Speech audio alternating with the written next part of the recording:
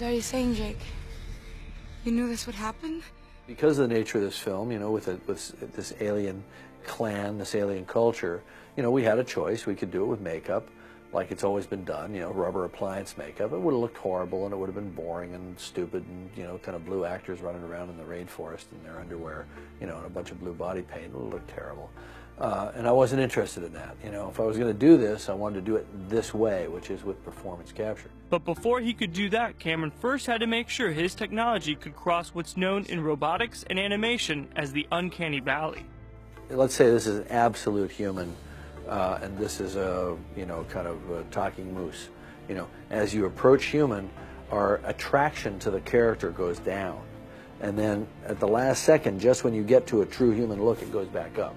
Well, we needed to get on the far side of that dip in the response curve, which is called the uncanny valley, and we needed to get to the opposite side where we believed, we don't have to necessarily believe that it's 100% photoreal, and we don't have to necessarily believe that they actually exist, but we have to believe in them as emotional creatures.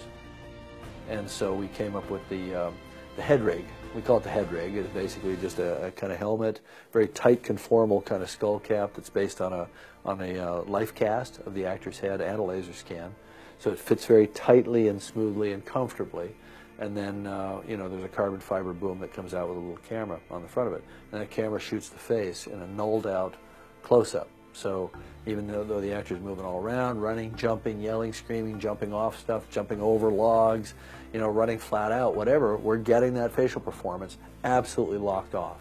And from that, they were able to record every facial movement, from the actor's lips to their eyes. And that proved to exactly be the kind of holy grail approach to how to do CG faces, not the stuff that they'd done before, which is what we call marker-based. We're now image-based. We got the best animators in the world to take all this data that was coming out of our performance captures, and then we limited their options to things that were value added, like the ears and the tails. So they took a human performance with no diminishment whatsoever and then added to it. So when people ask me, you know, sort of what percentage of the actor's performance came through in the final character, I say 110%, because you actually had an increase in the sense of whatever the emotionality of the moment was. For Discovery News, I'm Jorge Ribas.